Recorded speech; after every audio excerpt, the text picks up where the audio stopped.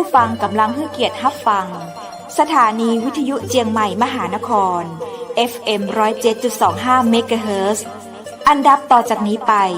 เจิญอู้จากกำเมืองกับดีเจคำเพชรเจ้า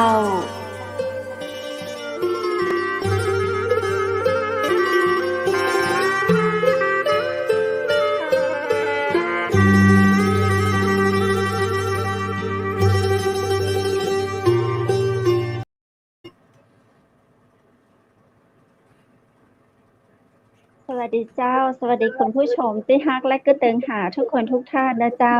วันนี้ปีมาฝากกันวันพุธที่8เดือนกันยายน2564ยินดีต้อนรับคุณผู้ชมเข้าสู่รายการอู้จากกำเมืองตังเจียงใหม่มหานครกับข้าเจ้า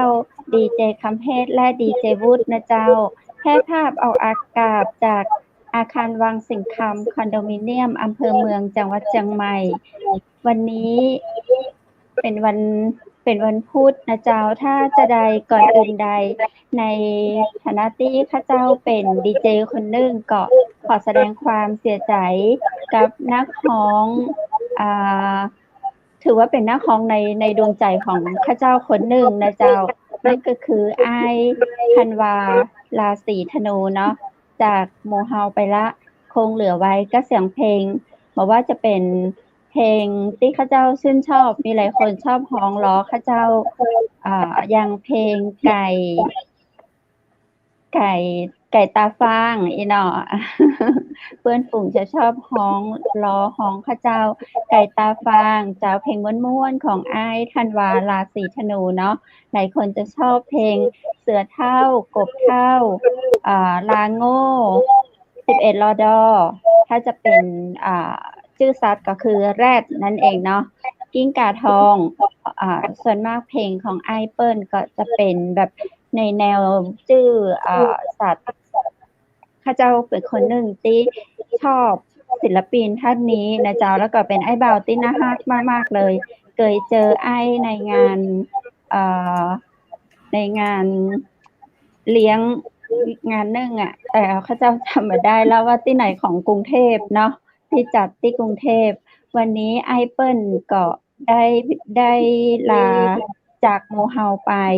สู่สวงสวรรค์ขอให้อ้ายธันวาราศีธนูไปสู่สุคติภพสวงสวรรค์ชั้นที่อ้ายปรารถนาอยากจะอยู่ได้ดังใจหวังได้ดังวิญญาณจิตที่เปิ้ลไข้ไปนะเจ้าขอดวงวิญญาณไอ้ธันวาราศีธนูจงสงบสุขสาธุเจ้าคุณผู้ชมเจ้าหลายคนก็คงยังเสียอกเสียใจเนาะข้าเจ้าก็ขอแสดงความเสียใจโดยแห่งกรรมแต่ก็แสดงความยินดีที่ไอ้เปิ้ลได้ไปสู่สวงสวรรค์ละเหลือก็หมู่เฮาเนี่ยเจ้ามนุษย์ที่ยังอยู่บนโลกนี้ยังต้องต่อสู้กับภัยพิบัติไม่ว่าจะเป็นโรคโควิดนะเจ้าอ้ายธันวาราศีธนูที่จากเขาไปเปิ้ลก็จากไปพร้อมกับโรคโควิดนะเจ้าอันนี้ศิลปินไอ้บ่าววีเปิ้ลบอกเนาะเจ้าคุณผู้ชมก็บ่มีภัยยาคือเกิดขึ้นแน่นอนจะอันวันนี้ดูแลรักษาตัวเก่าให้ดีๆเนาะตามมาตรการที่ทางรัฐเปิ้ลบอกแล้วก็ติดตามรับฟังรายการตังเจียงใหม่มหานครอู้จากกำเมืองเฮานี่ก็จะเอาผู้รู้เนาะมาอู้มาจ๋ามาให้ความรู้ในเรื่องราวการดูแลสุขภาพคือสมบูรณ์คุณสุขร่างกายแข็งแรงจิตใจเข้มแข็งเนาะเราจะได้อยู่ด้วยกันอีกยาวนานเจ้าคุณผู้ชมเจ้าวันนี้นอกจากข้าเจ้าดีเจคำเพชรมากับเรื่องราวค่อนข้างจะเศร้าน้อยๆเนาะเดี๋ยวขออนุญาตดื่มน้ำก้านเตอะ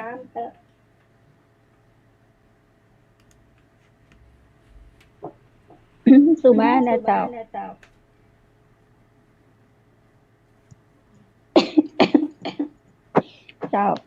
วันนี้พระเจ้ากับทีมงานเชียงใหม่มหานครก็ได้รับเกียรติจากท่านนายกสถานีวิทยุและโทรทัศน์จังหวัดราชบุรีนะเจ้าท่านจะมาอู้จากันในเรื่องราวสื่อ ภาคประชาชนยุคโควิดกับการกำกับดูแลภายใต้ของกสทช.เป็นจะใดในยุคนี้เจ้านายกของเฮาใจดีเจ้านักฮักตวยชื่อแต่ท่านชื่อนายพัฒนกฤษพ่วงทองโอกาสนี้ข้าเจ้าขอเรียนเชิญปากับท่านนายกพัฒนกฤษพ่วงทองสวัสดีเจ้าดีเจวุฒิเจ้าเดี๋ยวกันนะเจ้าคุณผู้ชมขอสมามาแล้วเจ้าสวัสดีเจ้าท่านนายกเจ้าสวัสดีครับสวัสดีครับเจ้าตอนนี้นายกออนแอร์อยู่ทางใดเจ้าได้ยินน้อยไปหน่อยนึงอ๋อเสียงน่าจะดีเลย์ตัวเนาะใช่ก็จะช้านิดนึงเจ้าท่านนายกอยู่จังหวัดราชบุรีตอนนี้ตำแหน่งอยู่ที่ราชบุรีพอดีวันนี้วิ่งมาธุระที่เพชรบุรีอ๋อมาอยู่ที่บ้านแม่ที่เพชรบุรีชื่อใกล้เคียงกันจังหวัดใกล้เคียงกันเจ้าราชบุรีกับเพชรบุรีเจ้าข้าเจ้าก็กำลังจะเอิ้นหาอันดีเจวูดรายงานตัวกรรมอยู่ครับยังอยู่เจ้าผมเจ้านายกเจ้า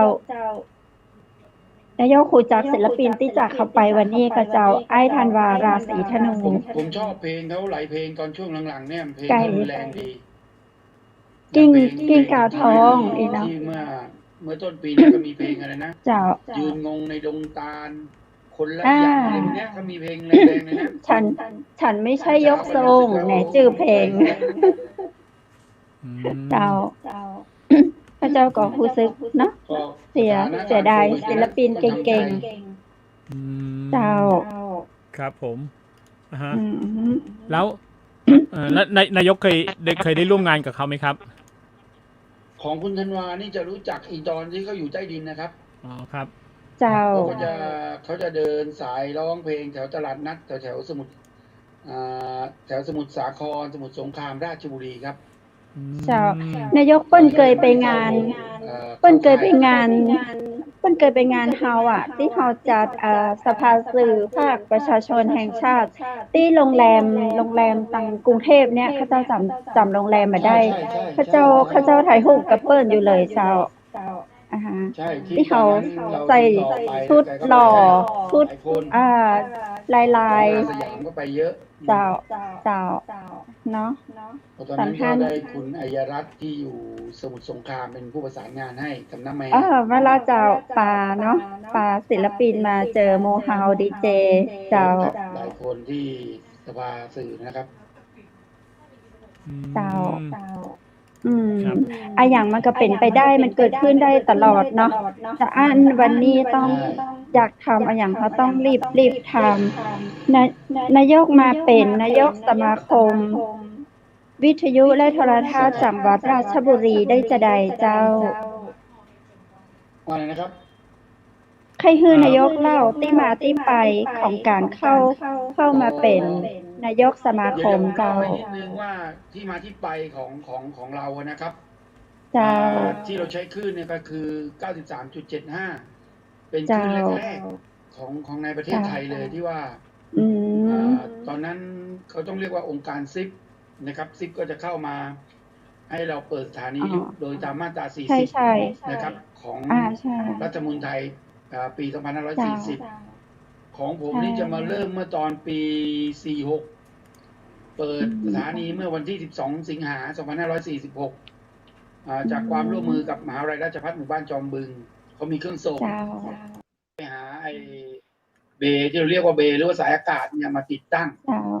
ตอนนั้น30 วัตต์ก็ดังดีนะเพราะมีเราคนเดียวแล้วว่ามีเราคนเดียวก็ดังดีแต่พอเดินเรื่อยไปเนี่ยมันก็กลับกลายว่าวิทยุตอนนี้ก็เริ่มเปิดกันเยอะก็มีอาการที่มีซ้ำซ้อนกันบ้างอะไรกันบ้างก็จะเป็นลักษณะนั้นนะคุณไก่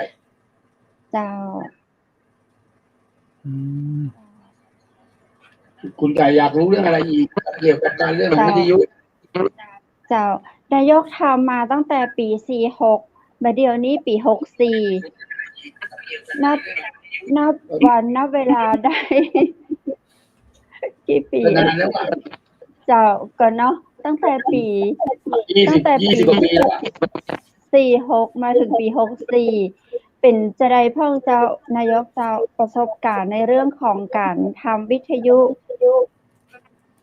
ภาคประชาชน วันนี้ต้อง นา บ ย อก ก น้อง เรา ไก่ ให้ฟัง เรื่องประสบการณ์การทำวิทยุพวกเราเนี่ยเป็นพวกกบเลือกนาย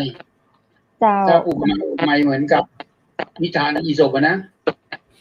นึกว่าเหมือนเพลงไอ้ธันวา เจ้า เป็นกบเลือกนายเพราะว่าทีแรกเราอยู่กับกรมประชาสัมพันธ์ แม่ แล้ ละ วก็ เจ้า บอกกรมประชาสัมพันธ์ก็ไม่ดีเลยเราก็ได้ภาษาลงมาไง ดีสำหรับพระเจ้า ดีโมดเจ้า พูดเลย เจ้า เจ้าจะได้ต่อเจ้านายก ก็พอมันมาในช่วงของพอมาปี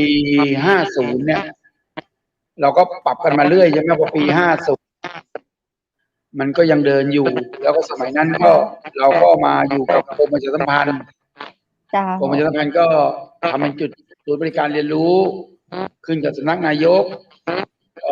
จากสำนักนายกก็บอกว่ามันสมควรจะมีองค์เขาเรียกอะไรอ่ะ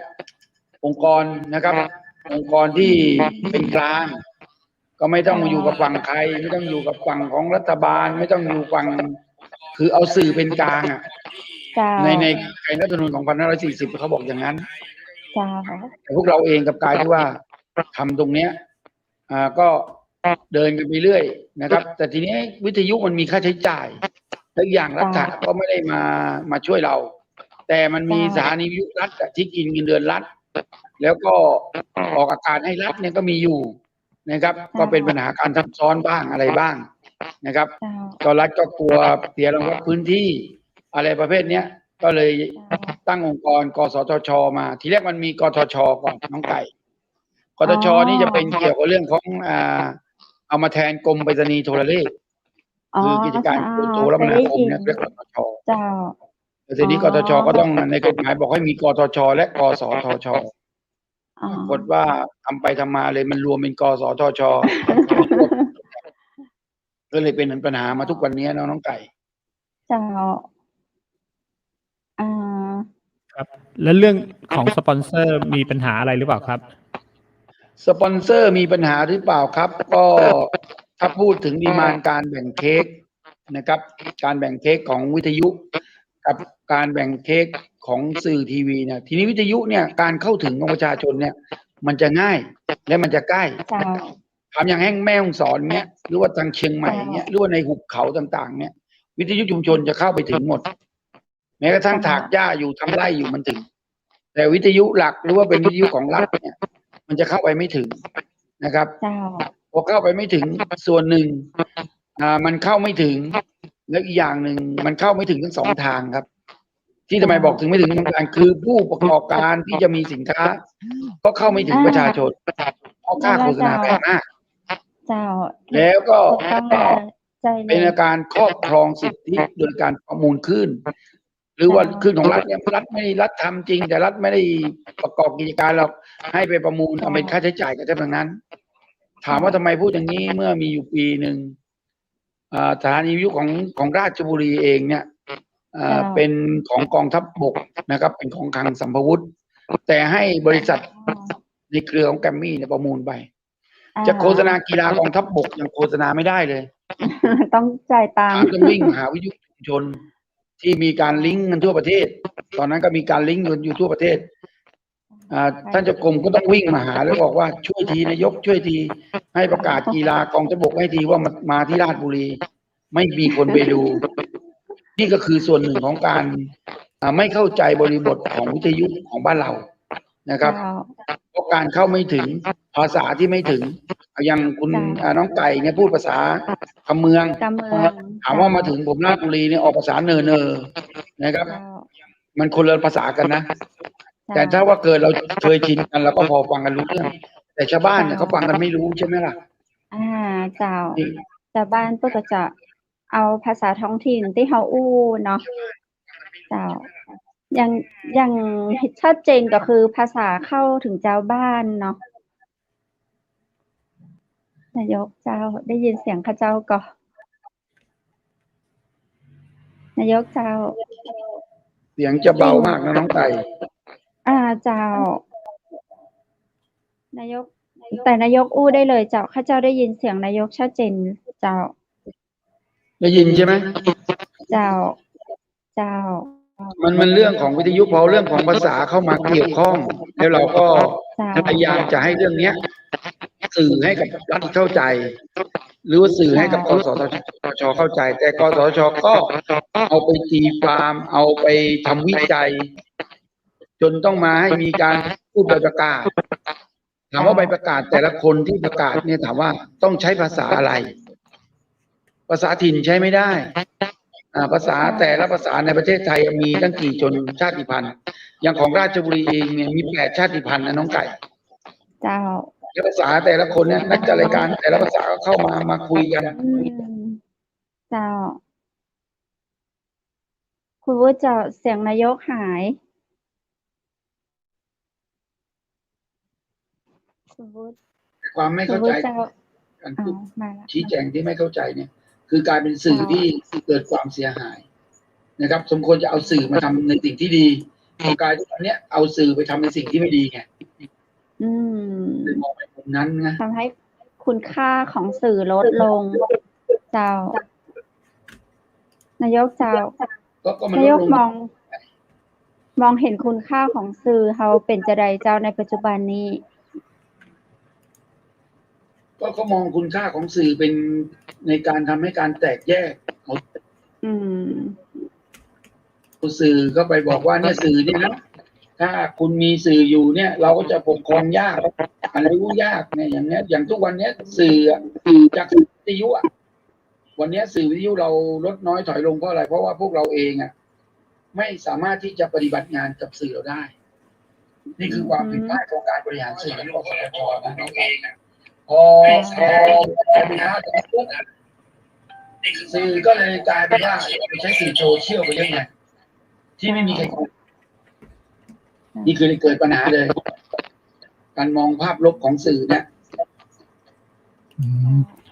ครับแล้วนายกแก้ปัญหาตรงนี้ยังไงครับคือปัญหาตรงนี้นะครับจริงๆนะเราก็พยายามที่จะแก้ปัญหาตรงนี้หลายๆจุดแต่ก็มามุมมองกันว่าคนที่ทำสื่อในทุกวันนี้ในสื่อของวิทยุจริงๆเนี่ยก็ดูอายุสิครับมัน50 อัพหมดแหละตอนนี้จากเมื่อก่อนนี่40 อัพเดี๋ยวนี้ก็50 อัพ60 อัพการเข้าสื่อหรือว่าการพัฒนาของโซเชียลการพัฒนาของอิเล็กทรอนิกส์ต่างๆนะมันไปเร็วเกินกว่าที่นายสถานีหรือว่าเจ้าของกิจการวิทยุเนี่ยจะเข้าถึงทันนะครับก็เหมือนโปรแกรมทุกอย่างเนี่ยที่เข้ามาเนี่ยนี่โปรแกรมนี้ผมก็ยังไม่รู้เหมือนกันว่าการเข้าโปรแกรมแต่ละโปรแกรมมันมีเยอะมากจนพวกเราเรียนรู้ไม่ทันบางสถานีทันยังเชียงใหม่ทันก็เอาขึ้นมาเป็นอีกบริบทหนึ่งที่กสทชเข้าไม่ถึงเนี่ยก็เป็นส่วนหนึ่งในการก็เห็นดีด้วยนะที่เราพัฒนากันถึงได้ขนาดนี้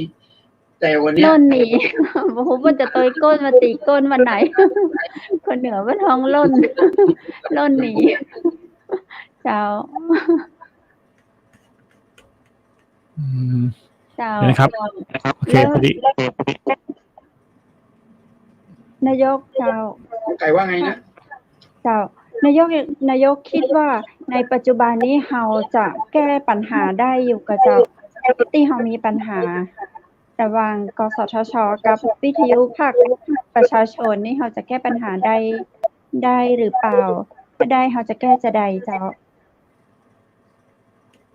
ก็ต้องอ้อนวอนนะถ้าวันนี้เราพูดของเราพวกเดียวไม่ได้ปัญหาพวกนี้เคยแก้มาเมื่อประมาณ10 ปีที่แล้วเลยก็ไปร่วมกับท่านนิคมเหมือนกันแล้วเราก็ติดเรื่องของศาลนะครับเพราะศาลเนี่ยทำงานช้า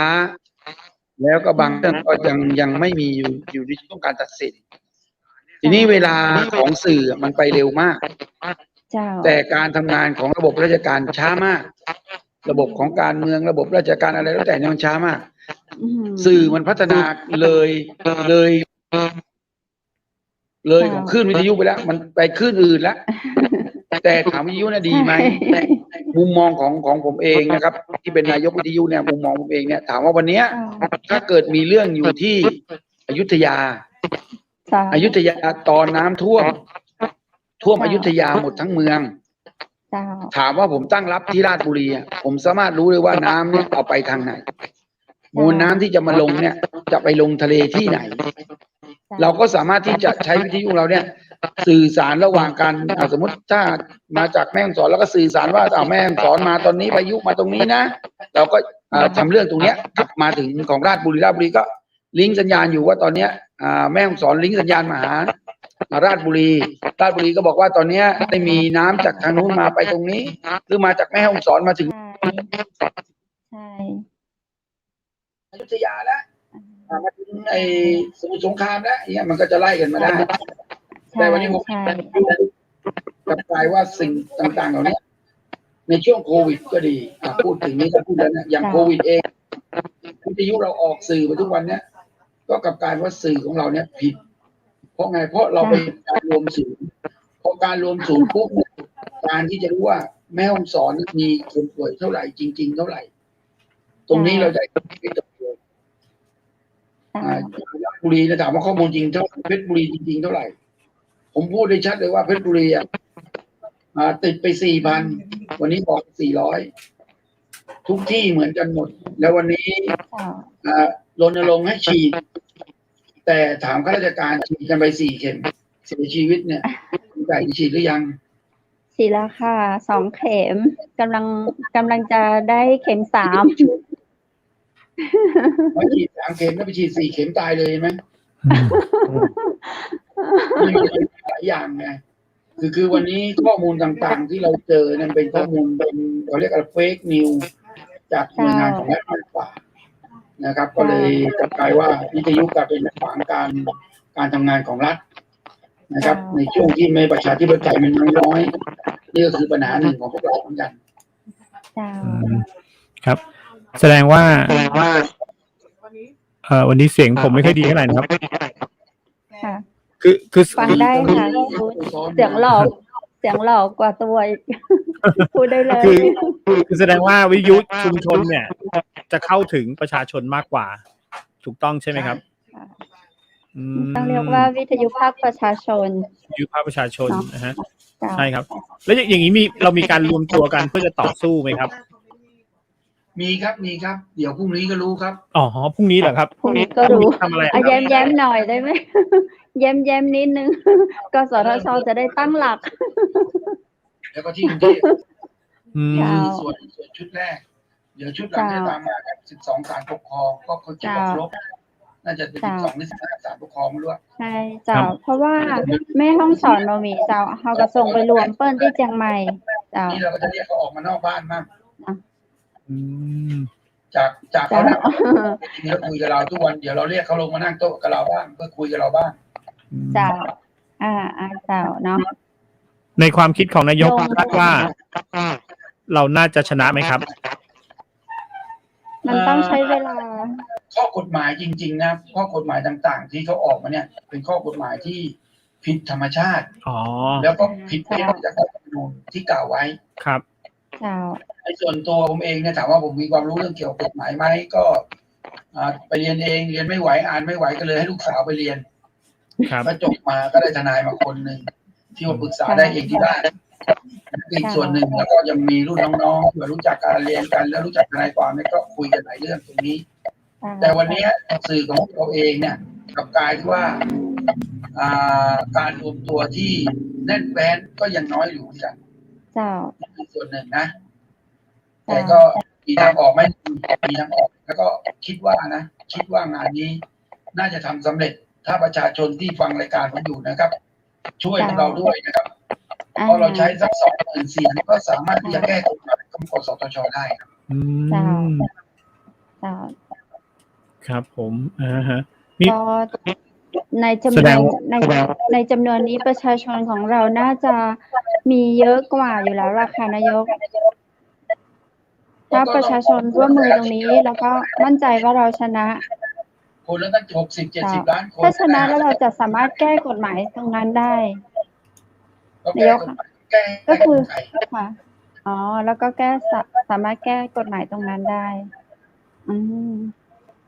อืม แล้วในในความเป็นไปได้อ่ะ จะใช้เวลานานไหมคะนายกคะ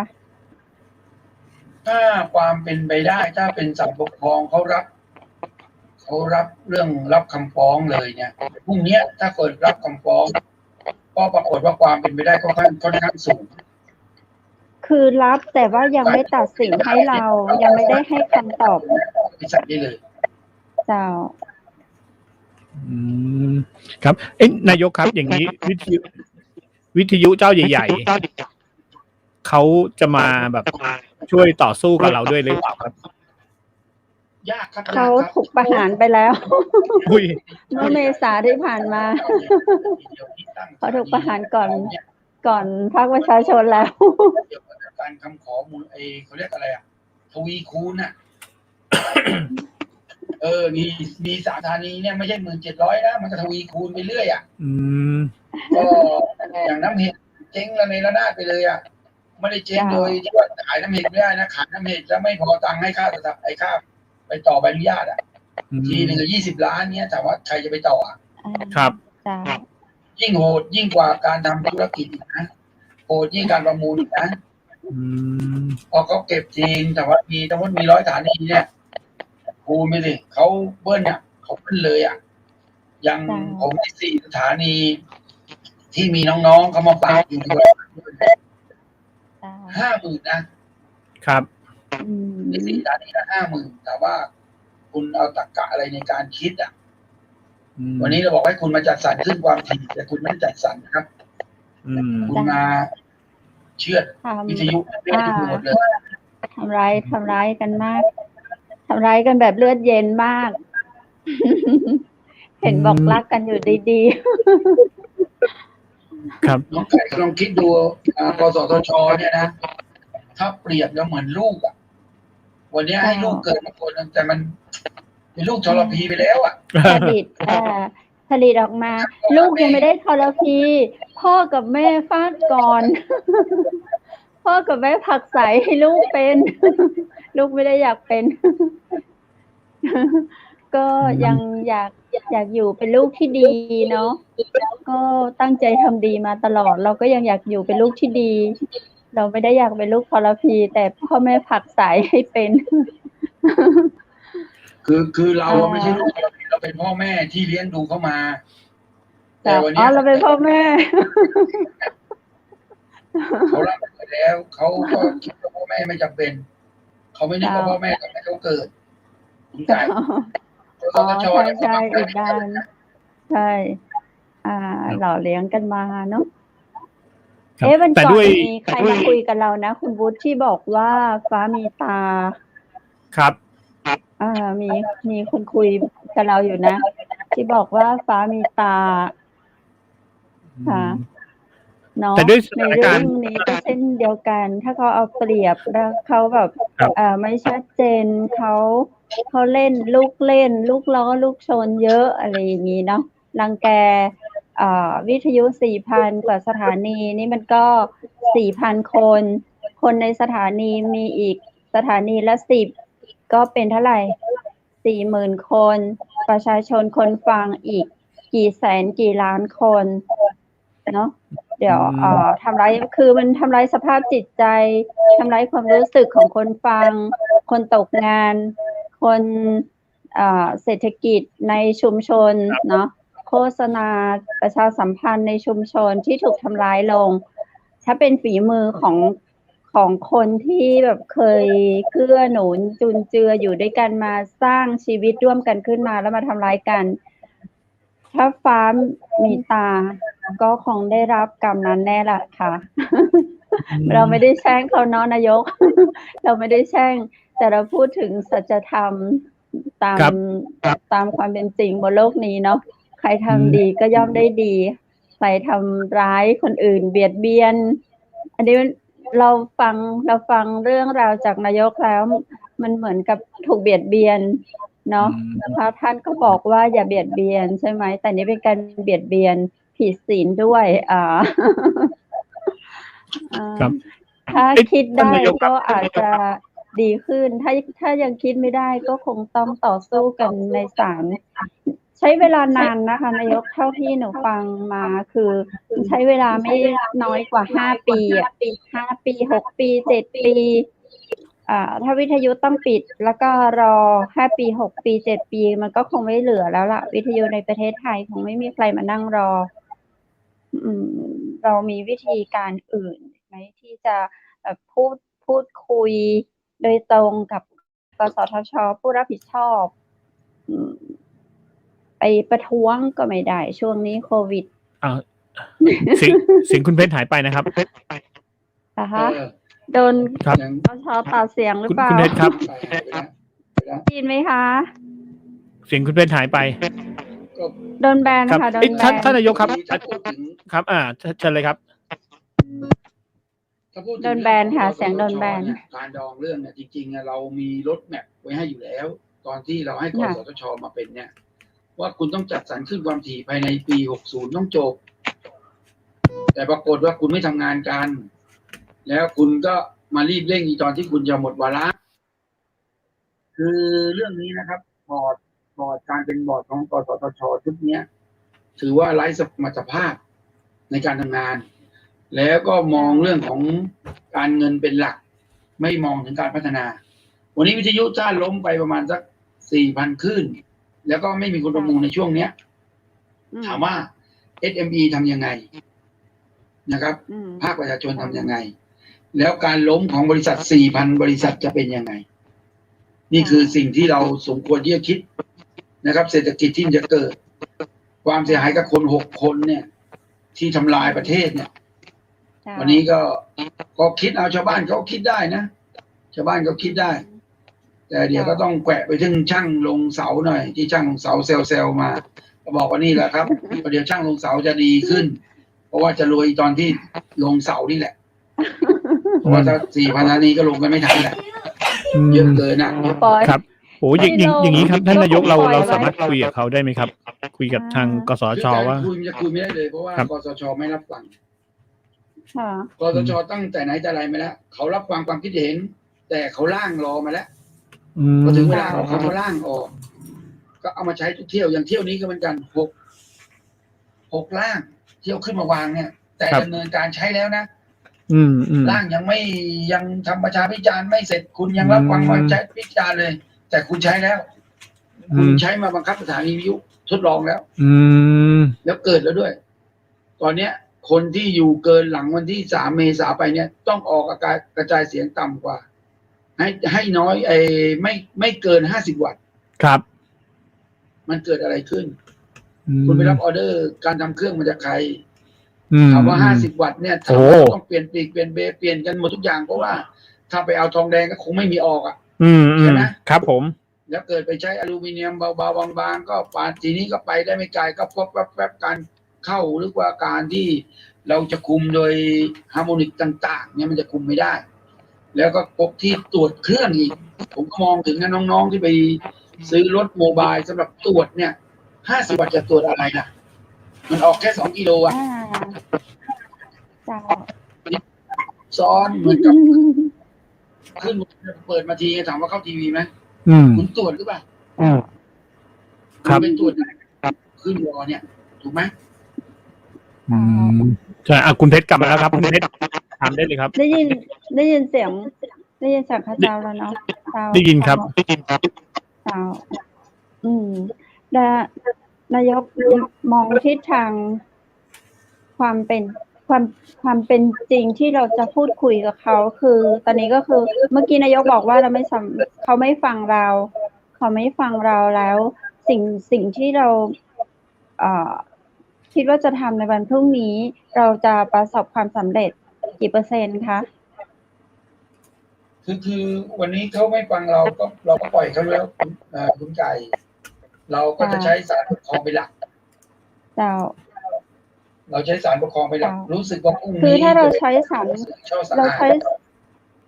สภาเครือข่ายเขาจะเข้าไปร้องกับปปชในการทำงานถ้าร้องกับปปชคือปปชอาจจะสามารถทำงานได้ไวกว่าได้ตรงเนี้ยหนูก็เชียร์คือเชียร์ทุกกลุ่ม เชียร์ทุกคนที่ทำไม่ว่าจะทำในด้านไหนก็ตามเนาะอาจจะเป็นคนละด้านช่วยกันในด้านปปชคิดว่าน่าจะทำงานได้ไวกว่าการรอศาลอย่างศาลเนี่ยศาลคือเขาจะต้องผ่านขบวนการ5 ปี 6 ปี 7 ปีแต่ปปชสามารถที่จะแบบทำงานได้รวดเร็วไวกว่าตรงนี้หนูเห็นด้วยค่ะก็เดี๋ยวอธิบายคุณไก่นี่เป็นค่ะ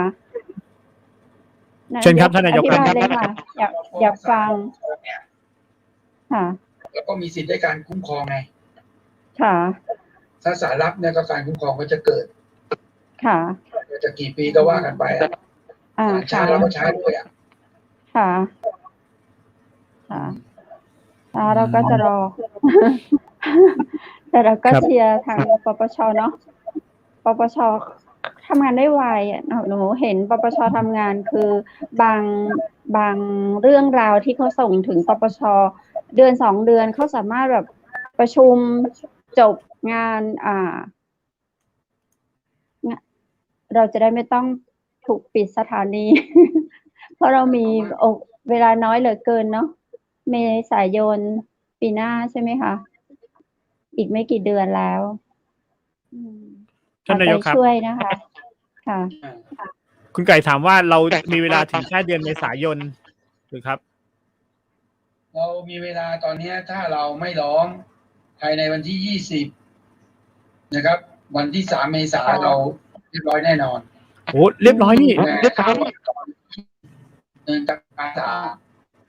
แล้วก็ติดที่เดินต่อข้ามวันที่3 เมษายนแนวโน้มของท่านนายกคิดว่าจะเป็นยังไงครับก็ขั้นตอนของศาลปกครองคือระบบศาลปกครองคือระบบไต่สวนถ้าเรามีข้อมูลที่ศาลปกครองมองแล้วว่าตรงเนี้ยเราสามารถที่จะเสียผลประโยชน์ในคนหมู่มากกับการทำงานของกสทชเนี่ยถ้าศาลเขารับ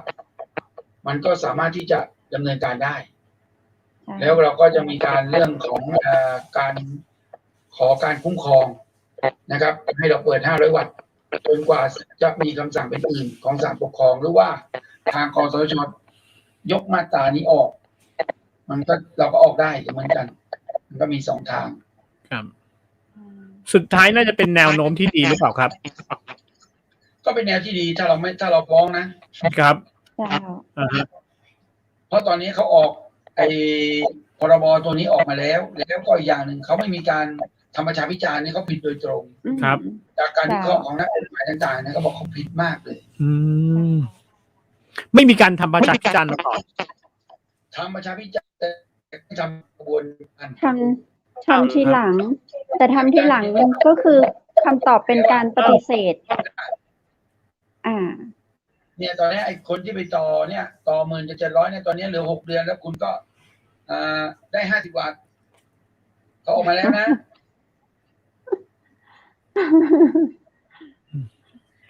ก็ทำประชาวิจารณ์ก็วิจารณ์ออกมาแล้วว่าประชาวิจารณ์ไม่เห็นด้วยกับกสทช.แต่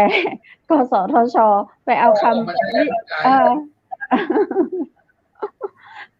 มันก็เป็นเรื่องตลกดีเนาะประเทศไทยถ้าอย่างนี้ศาลปกครองจะฟังไหมครับว่าโอเคประชาพิจารณ์ยังไม่ผ่านเลยเขาฟังอยู่แล้วครับวันนี้ศาลก็ฟังอยู่แล้วเดี๋ยวพรุ่งนี้รู้พรุ่งนี้แหมผมก็ออกอากาศเร็วไปหน่อยเดี๋ยวให้รู้ว่าอะไรบ้างแล้วก็จะมาบอกกัน เจ้า น่าจะวันที่15ทีมของศาลปกครองเพชรบุรีเขาจะเกิดประมาณวันที่15ตอนนี้ผมกำลังรวบรวมเอกสารอยู่ แล้วก็ให้ทุกสถานีรวบรวมเอกสารอยู่ แล้วจะไปวันประมาณที่15ของผมนี่พร้อมแน่นอนสำหรับของบุรี ทางภาคเหนือเราก็ส่งให้ทางเชียงใหม่ค่ะก็มีตัวแทนทางเชียงใหม่ วันนี้ใจจะไปบอกว่าส่งให้ใครไม่ได้ เราต้องเหมือนเราไปต่อ เราต้องทำตัวเหมือนเราไปต่อต่อวิทยุนี่แหละ เราเอกสารเหมือนแต่เราไปยื่นที่กสชเราไปยื่นที่ศาลปกครอง ตอนนี้เราทำเป็นมอบอำนาจ ไปต่อที ตอนนี้เรามอบอำนาจให้ ก็อยากเป็นเจ้าของนิติบุคคล อ๋อแต่ในสมาคมที่เชียงใหม่นะคะ พี่ๆเขาก็ทำเป็นมอบอำนาจให้กันอะไรเงี้ยค่ะ เดี๋ยวบอกคุณไก่นิดนึงเรื่องของกฎหมายนะ ค่ะ วันนี้ของกฎหมายในการมอบอำนาจช่วงไม่ได้นะ ไม่มีผลนะ อ๋อเหรอคะ การมอบอำนาจช่วงเนี่ย เป็นการต้องมาไต่สวน2 ครั้ง ค่ะ ถ้าเราไม่มอบอำนาจช่วงเราสามารถที่จะดำเนินการได้เลย เราเนี่ยสามารถว่าเอาตัวเนี้ยให้ทนายเลยนั่นแหละจบ อ๋อ แต่วันนี้ถ้าไปให้นายกก็ไปให้ทนายเนี่ยมันไม่ได้ ค่ะเข้าใจเหนื่อยฟังแล้วก็เหนื่อยอยู่เหมือนกัน เมื่อสิทธิของเราเป็นเจ้าของสิทธิของเราเป็นกรรมการผู้จัดการผู้มีการลงอำนาจไอ้มอบอำนาจไม่ได้ถ้ามอบไปปุ๊บแต่เราต้องมอบทนายเลยเราแต่งตั้งทนายไปได้ แต่เราไปแต่งตั้งนายกพอนายกจะไปแต่งตั้งทนายที่ไม่ได้เลยนะจบเลยนะเราต้องยื่นด้วยตัวเองนะคะใจกันก่อนนะก่อนที่จะเสียหายนะเจ้านายกครับก็เนาะได้ชัดเจนมากขึ้น แต่ก็ยังไม่สายเกินไปที่พวกเราจะเข้าไปที่ศาลปกครองกันเนาะก็เชื่อว่าหลายสถานีเตรียมเอกสารทุกอย่างหมดแล้วค่ะงั้นการมอบอำนาจคือยังไม่สามารถที่จะมอบอำนาจได้อันนี้ถูกต้องใช่ไหมคะนายกย้ำอีกทีเพื่อนสถานีที่ฟังอยู่นิดนึงว่าเรามอบอำนาจไม่ได้แต่ทีเนี้ยถามว่าเราให้นายกสมาคมที่เป็นที่ปรึกษาแต่เราควรที่จะทนายคนหนึ่งอย่างคุณไก่ได้ยังเราแต่งตั้งทนายคนหนึ่งแล้วมอบเป็นทนายไปเลยจะง่ายกว่าได้ใช่ไหมคะนายกทำแบบนี้จะง่ายกว่าดีกว่าให้นายกต้องไปอะไรก็ไม่รู้นายกก็เหมือนเรานี่แหละถามว่าบางคนรู้ก็เข้าใจบางคนไม่เข้าใจกับการเป็นไก่ส่วน2 รอบอย่าลืมว่าสมาคมไม่มีส่วนอะไรเสียกับสถานีนะถูกปะงั้นจะเหมือนเข้าใจเดี๋ยวประชาชนก็งงแต่อีกส่วนหนึ่งเราต้องควรที่จะให้ประชาชนผู้ฟังเนี่ยคนที่อยากฟังเราเนี่ยมีกี่คนเราก็จะรู้เลยว่าผู้ฟังเรามี 2,000 แล้วก็เอา 2,000 นี้ขึ้นไปฟ้องศาลปกครองอีกรอบนึงเรื่องการเสียผลประโยชน์ของผู้ฟังมันก็ทำได้อีกอย่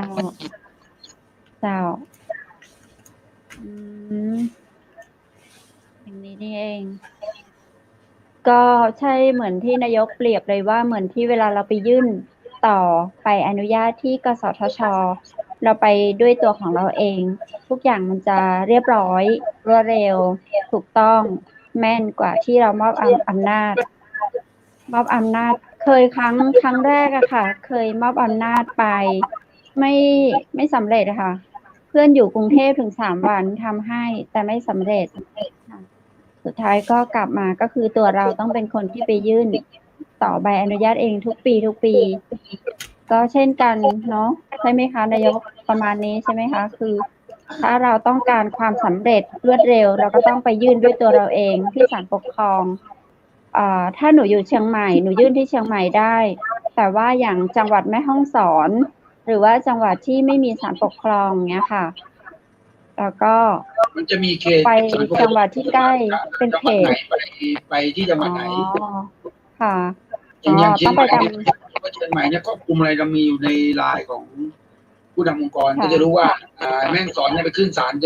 ปกครองของจังหวัดไหน ค่ะ เนี่ย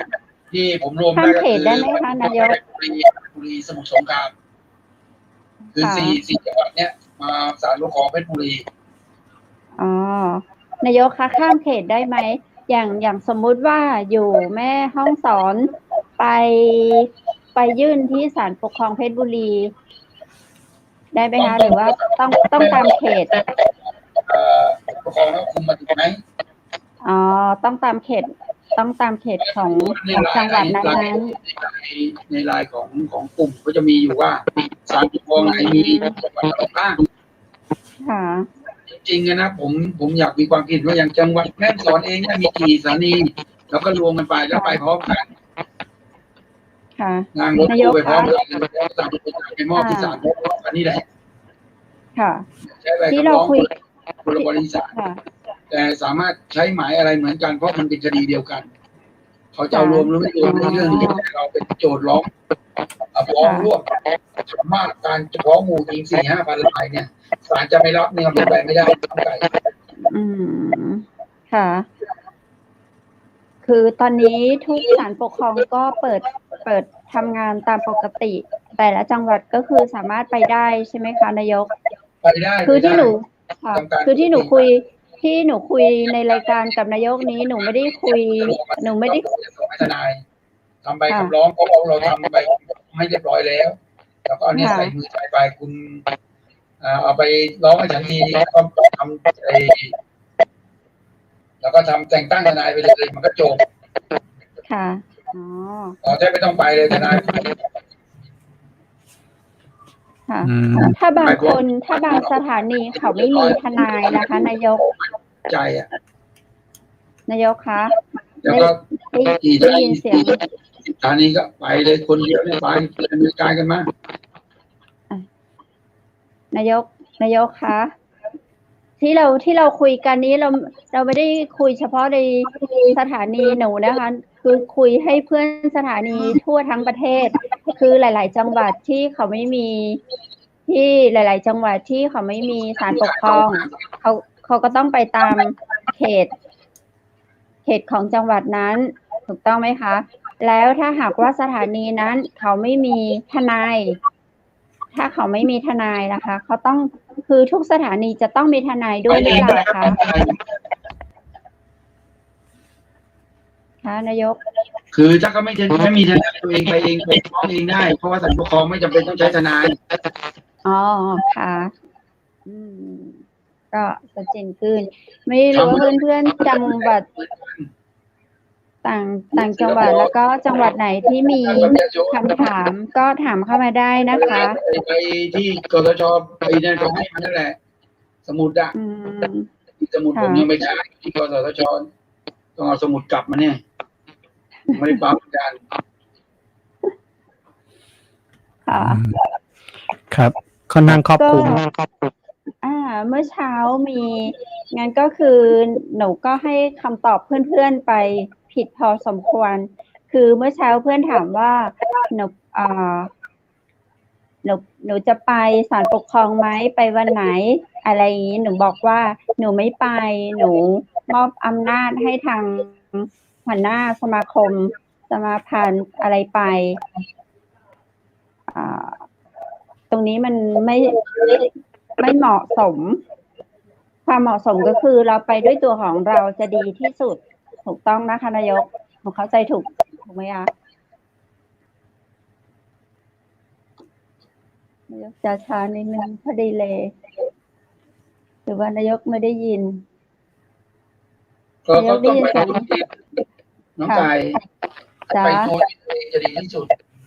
แต่เองจะดีที่สุดโอเค ถ้าเกิดเรามอบอำนาจให้เขาไปปุ๊บเนี่ยการเซ็นชื่อที่ใบมอบอำนาจมันไม่ครบเนี่ยมันต้องทำมาอยู่ดีแหละแล้วเกิดเราไปวันสุดท้าย20แล้วโอ้เป็นเรื่องเลยทีเนี้ยปัญหาเยอะแยะจริงๆเราไปเหมือนกับเราไปทำไปเขาเนี่ยไปเองอะไรเองพอถึงเวลาขาดอะไรเราก็ได้หาได้เองเนี้ยพ อไปเองไปจ่ายเองปริ้นด้วย เจ้า ไหนไม่พอก็ปริ้นเลย เข้าใจเลยชัดเจนเลยโหวันนี้ก็ต้องขอบคุณนายกพัฒนากฤษจะนักเนอะเจ้าถ้าบอันข้าเจ้าตัวข้าเจ้าก็เข้าใจผิดเพื่อนสถานีอื่นๆก็เข้าใจบางคนเข้าใจได้ชัดเจนแถมหลายๆคนก็ยังชัดเจนเนาะเพราะว่าเราเป็นสื่อสารมวลชนเหมือนนายกพัฒนากฤษแต่ว่าเราบ่ได้เป็นนักกฎหมายก็เลยทำให้เราบ่ได้เข้าใจในเรื่องของกฎหมายวันนี้นายกมาอธิบายในเรื่องของกฎหมายเนาะในเรื่องของสิ่งที่เราควรจะได้สิทธินั้นมาอู้จ๋ามาบรรยายวันนี้ก็ดีจัดนักเจ้าข้าเจ้าและทีมงานจังหวัดมหานครขอบคุณนายกจัดนักเลยนะเจ้าเดี๋ยวก่อนจะจากกันก่อนจะจบรายการก่อนจะลาจากขอนายกฝากอะไรอย่างก็ได้ถึงกสทช.จากใจนายกแหมสักน้อยเราเจ้าเจอนายกเจ้าก็ไม่อยากจะฝากอะไรมากหรอกเพราะว่าตอนนี้ก็จะบอบช้ำเยอะน้องไก่เนาะก็ฝากถึงประชาชนแล้วถ้าอยากให้วิทยุอยู่ก็ต้องช่วยกันดูแลด้วยนะครับก็ขอรายชื่อบ้างในเมื่อเราต้องการนะครับที่ทางบ้านทางเชียงใหม่ส่งมาสัก10,000ทางใต้ส่งมาสัก10,000อีสานส่งมาสัก10,000ชื่อบ้านนาไว้สัก10,000ชื่อสัก40,000ชื่อการเปลี่ยนแปลงไทยมันก็เปลี่ยนแปลงได้เยอะการทำงานของกสช.นั้นมันอยู่ที่ประชาชนนะครับถ้าประชาชนช่วยได้ทุกอย่างมันก็เกิดขึ้นได้กับผู้บริการวิทยุครับเจ้าขอบคุณนายกเจ้าขอบคุณนายกจัดนักโอกาสหน้าจะเจอนายกมาอู้จ๋าเพิ่มเติมหลังจากที่เราดำเนินการเรื่องการต่อสู้เนาะของการต่อสู้ระหว่างวิทยุและกสทช.เนาะเป็นจะได้ต่อไปโอกาสหน้าจะเจอนายกมาอู้จ๋ากันแหมนะเจ้าสำหรับวันนี้ข้าเจ้าและทีมงานจังหวัดมหานครขอบคุณนายกจัดนักเจ้า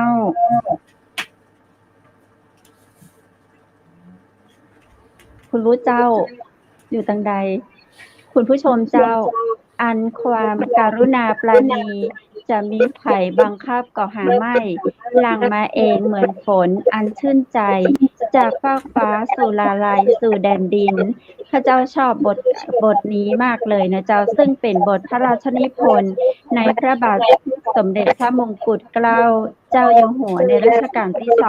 2ข้าเจ้าก็หวังเป็นอย่างยิ่งว่าบทความดังกล่าวนี้น่าจะอยู่ในหัวใจของ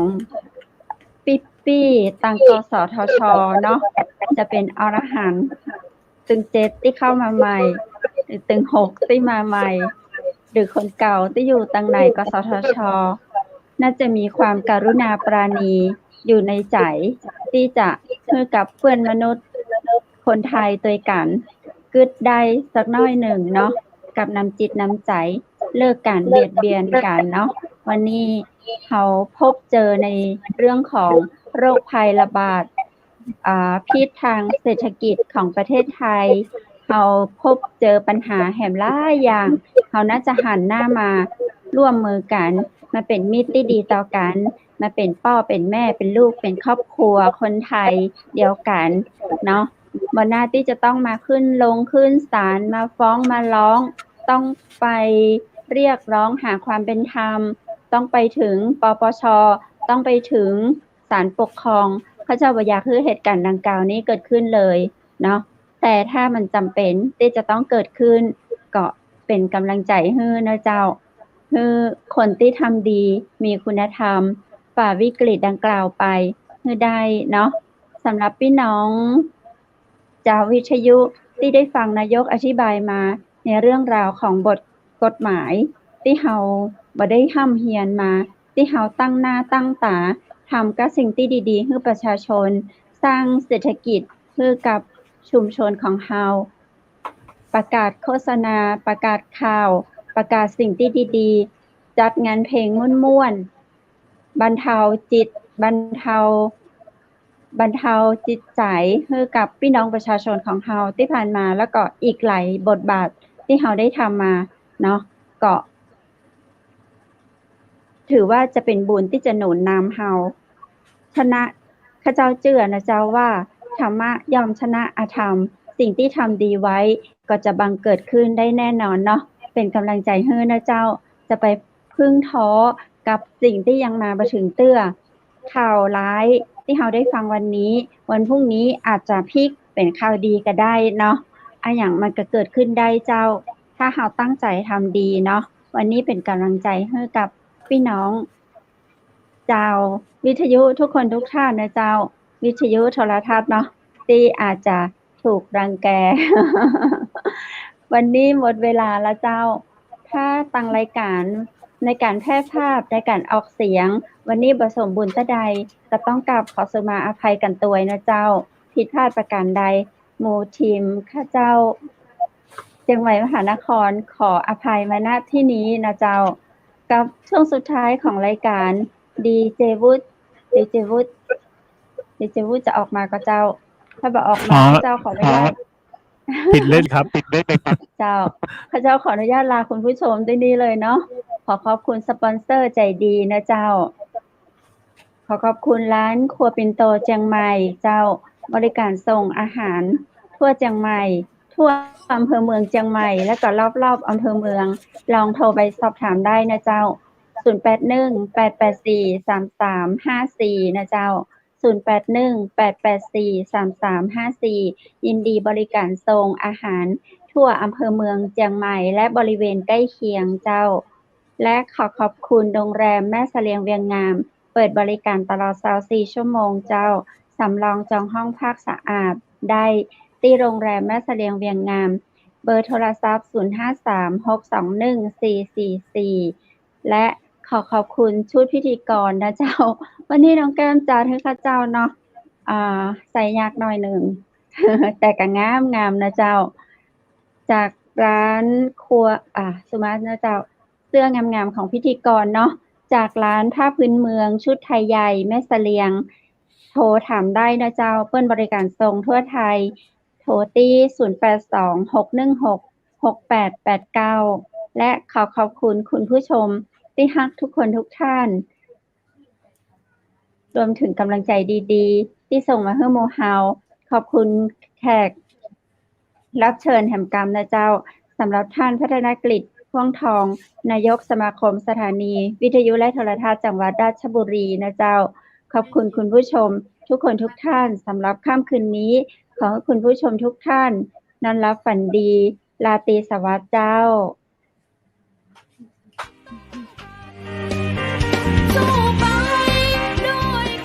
สถานีวิทยุเจียงใหม่มหานคร 107.25 เมกะเฮิรตซ์ขอแสดงความห่วงใยและเป็นกำลังใจให้ทุกท่านในช่วงการระบาดของโรคโควิด -19 ในครั้งนี้เพื่อลดความเสี่ยงควรสวมหน้ากากอนามัยทุกครั้งล้างมือเป็นประจำขอให้อยู่ที่บ้านให้นักที่สุดด้วยความปรารถนาดีจากหมู่เฮาเจ้าเจียงใหม่มหานครสนับสนุนโดยกาแฟโกแม็กคอฟฟี่และโรงแรมแม่เสรียงเวียงงามโทร053-621-444และ081-595-2883